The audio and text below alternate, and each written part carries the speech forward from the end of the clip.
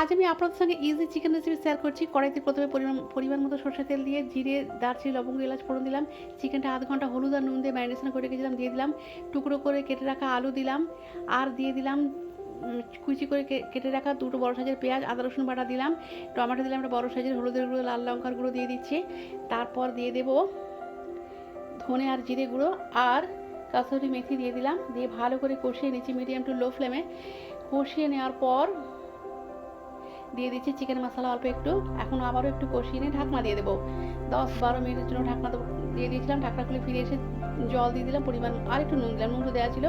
এখন দিয়ে দিলাম একটু গরম মশলা, দিয়ে নাড়াচাড়া করে আবারও ঢাকনা দেবো 5 মিনিটের মতো, কারণ চিকেনের আলু সেদ্ধ হয়ে গেছে। এই যে দেখুন, হয়ে গেছে আমার ইজি চিকেন কারি।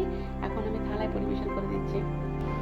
ঠিক আছে, তো ঝটপট চিকেন রেসিপি আপনাদের সঙ্গে শেয়ার করলাম, খুব একটা সময় লাগেনি, আর খেতে কিন্তু খুব টেস্টি হয়েছিল। ঠিক আছে, তো আমার ইজি চিকেন রেসিপি কেমন হয়েছে জানাবেন।